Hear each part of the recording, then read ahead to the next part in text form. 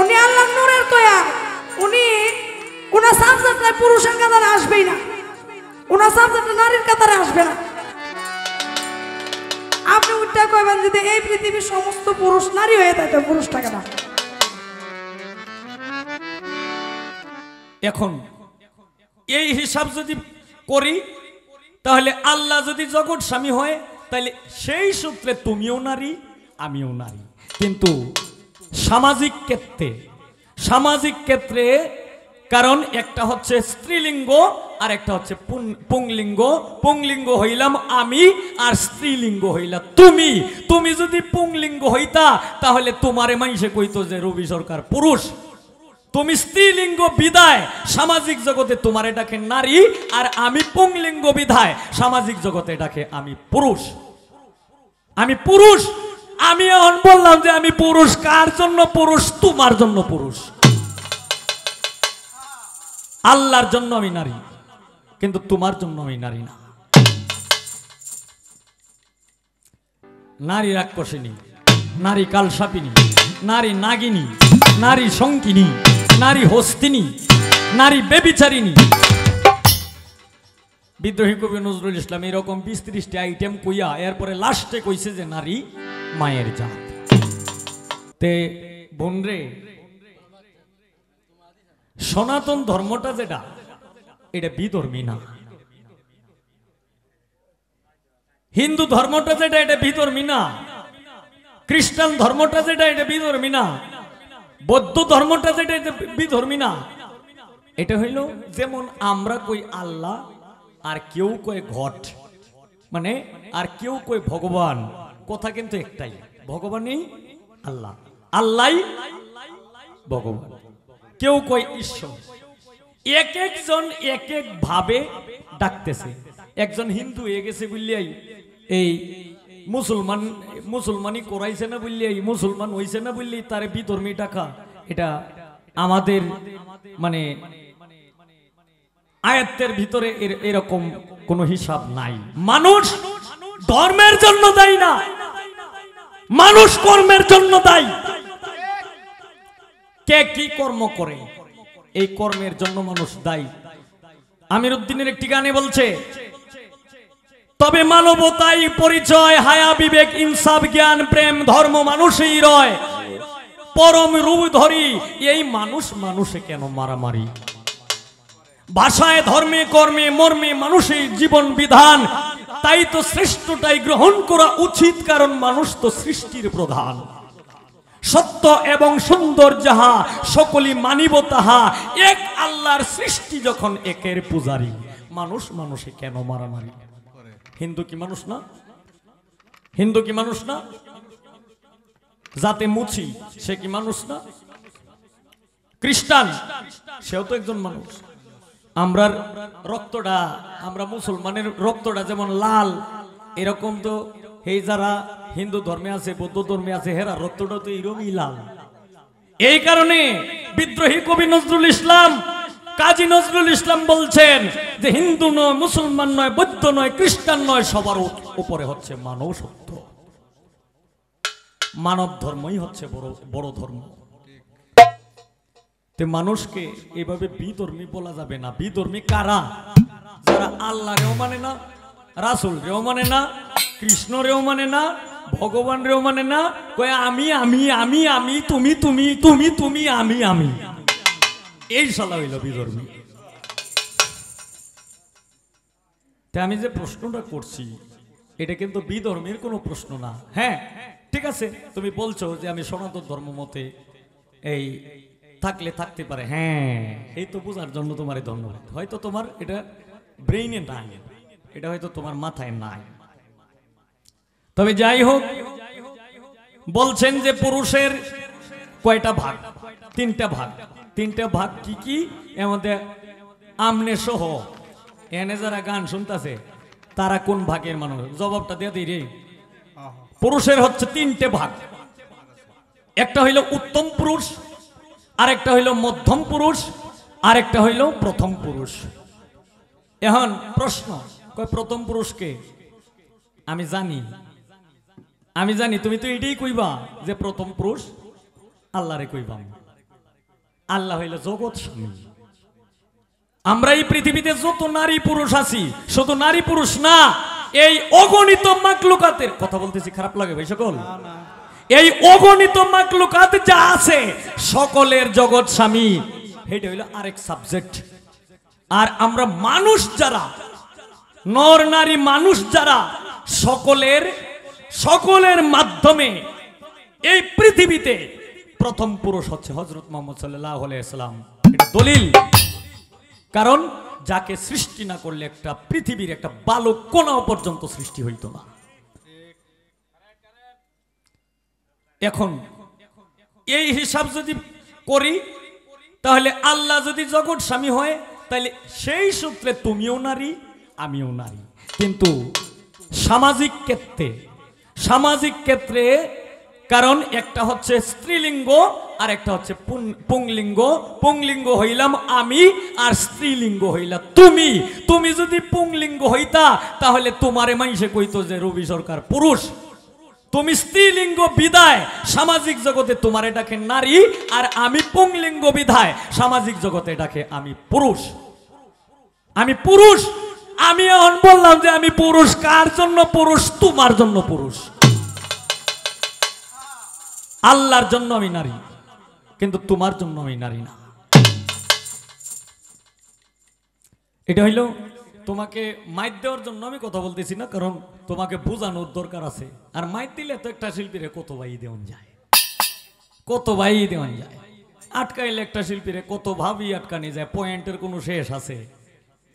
কারণ এটার মধ্যে ভুল ধরে হয়ে থাকবে, কেমত করার মতো কোনো বাউ নাই। কিন্তু তুমি আমি আমাদের নেত্রকোনার মানুষ, আমাদের এক ডেকের ভাত।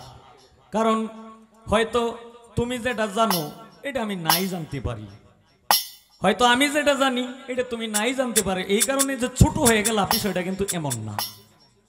একজন শিক্ষার মানুষের শেষ নাই, শিক্ষার অভাব থাকতেই পারে, স্বাভাবিক।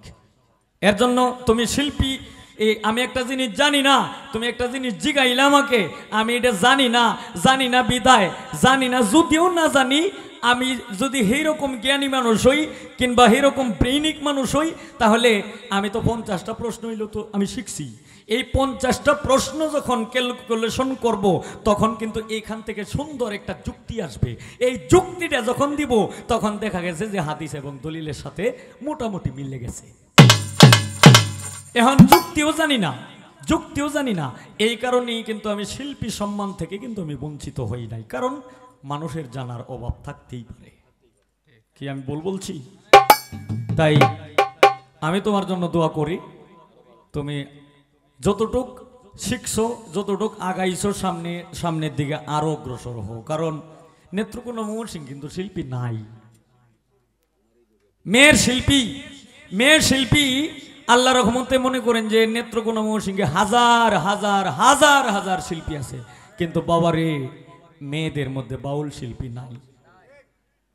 অত্যন্ত দুঃখজনক বিষয়, বাউল শিল্পী নাই।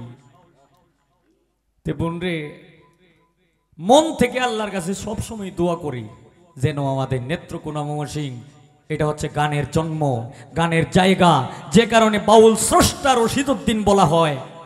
এই নেত্রকোনা ময়মনসিংহের মাধ্যমে এই বাউল পালাগানের 1930 সালে এই বাউল পালাগানের ধারক বাহক হিসাবে দাঁড়িয়েছিলেন কবি বাউল স্রষ্টা রশিদউদ্দিন। সেই সূত্রে এই পালাগানটা এখন মনে করেন যে এই বাংলাদেশেও হয়, ঢাকা, সিলেট, ব্রাহ্মণবাড়িয়া, নরসিংদী, এরপরে বিভিন্ন জায়গায় বাংলাদেশের বাহিরেও কিন্তু হয়। এই বাউল পালাগান কিন্তু ভারত উপমহাদেশেও কিন্তু অনেক জায়গা আছে পালাগান শুনে। আমি চাই যে আমাদের নেত্রকোনা ময়মনসিংহে মেয়ে শিল্পী হোক। এখন বর্তমানে যারা শিল্পী আছে ভাই সকল, খারাপ তো আর লাগতেছে না আমি যে কথা বলতেছি? কারণ এখন বর্তমানে যারা শিল্পী হইতেছে, বাবারে, হেরা হইল জানে না কোনো তাল, জানে না কোনো লয়, জানে না কোনো গানের এই দ্বারা। এরা হইলো সাইডে গান শিখছে মোবাইলে গান শিখিয়া এই শিখে বই রয়েছে, যে হানি যায় গান গায়, 2টা গান 4টা গান শিখছে, 4টা গান গাইলেই তো অন্তত 20,000 টাকা পাইব বকশিস। এই যে 20,000 টাকা ভাইয়ালছে শিল্পী কিন্তু হয়েছে, মনে করছে, এরা মনে করে যে আমি তো বাউল শিল্পী হয়েই গেছি। কিন্তু বাবা রে, এইটাই কোনোদিন বাদ দিত না, এইটাই কোনোদিন চলবে না। এই সব গান গাইলে এটা রূপ যৌবন যতদিন থাকবো ততদিন গান গাইতে পারবে। রূপ যৌবন শেষ, তুমিও শেষ, শিল্পীও শেষ, সবই শেষ। আর যদি আমাদের নেত্রকোনা ময়মনসিংহের মাধ্যমে যদি এরকম মেয়ে শিল্পী থাকে, যেমন আগের শিল্পী ছিল এই অঞ্জনা বেগম ছিল, এই আলিয়া ছিল, সন্তারা ছিল, এই শামসুন নাহার ছিল, এই তারা ছিল, তারা গান গাইছে মৃত্যুর আগ পর্যন্তই কিন্তু কম বেশ গায়ে গেছে। এখন বর্তমানে বাউল মাতা আলিয়া বেগম আলো, এরপরে এই আকলিমা বেগম, এরপরে সালেহা সরকার, তারা কিন্তু পালা গান করে। এর মধ্যে তারা সব জায়গায় কিন্তু গান করে। মৃত্যুর আগ পর্যন্ত গান গাইতে গেলে এই বাউল গান শিখতে হবে, শিখতে হবে, শিখতেই হবে। আর কিছুদিনের জন্য গান শিখলে তাদের জন্য গান শেখাটা অতি সহজ। 4টা গান আল্লাহ রহমতে লেপ্তশোকের মধ্যে বইয়ে শিখলো, যে আনই গেল 4টা গান গাইলো, 20,000 ফাইল শেষ, হারা গেছে। তো যাক, এই পুরুষ ও এখন কোন পুরুষ কেডা? প্রথম পুরুষ কারা? প্রথম পুরুষ হচ্ছে আল্লাহ এবং রাসূল। এর মধ্যে উত্তম পুরুষ হচ্ছে ওলি আউলিয়া গৌস কুতুব পাগল ফকির মজনু মস্তান কাইয়ার আবদাল, তারা হচ্ছে উত্তম পুরুষ। আর আমরা হইলাম মধ্য পুরুষ। আমরা এখানে এই আমি সহ আমরা হইলাম মধ্য পুরুষ। শেষ করলাম।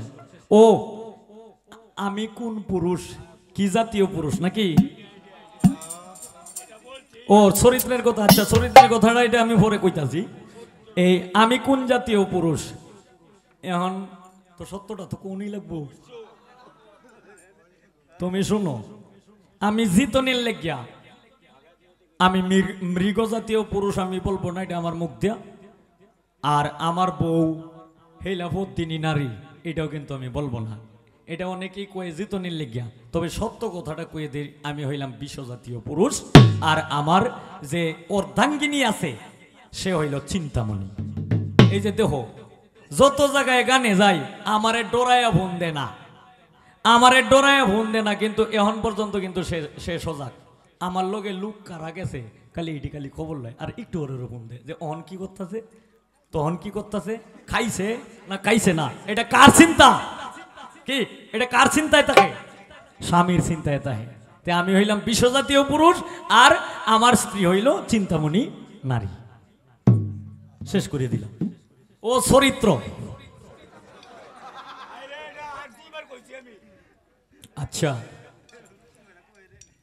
শোনো, এখানে তো চরিত্রের কোনো বিষয়াদি এখানে বলা হয়েছে না, চরিত্রের কোনো বিষয়াদি বলা হয়েছে না, কারণ রাসূলের এটা হচ্ছে রাসূলের হুকুম।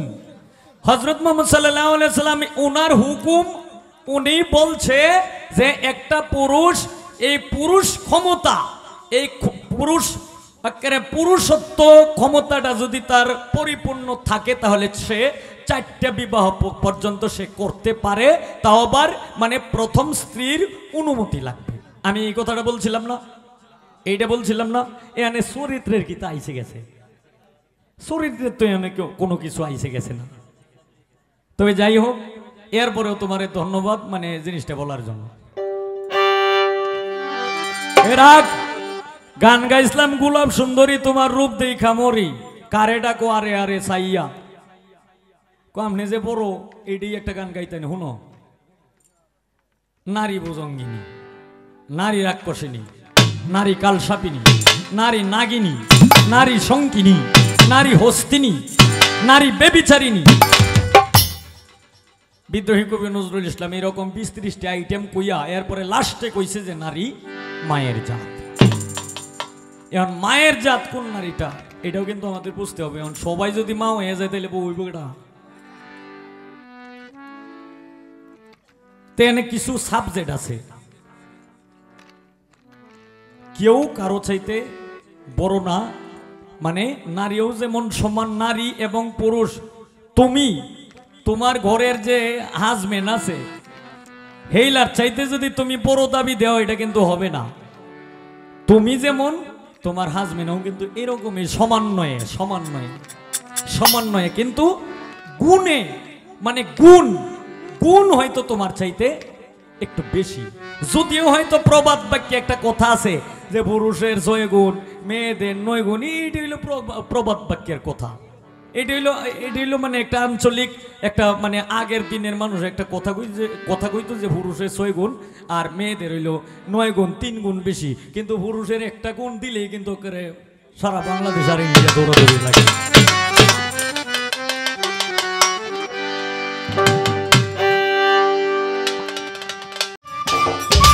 সম্মানিত দর্শক, ভিডিওটি উপভোগ করার জন্য আপনাকে মিরাত বিডি ইউটিউব চ্যানেলের পক্ষ থেকে জানাই আন্তরিক শুভেচ্ছা ও অভিনন্দন। আরও নতুন নতুন ভিডিও পেতে লাইক দিন, কমেন্ট করুন এবং সম্ভব হলে অনুগ্রহ করে সাবস্ক্রাইব করবেন। ধন্যবাদ।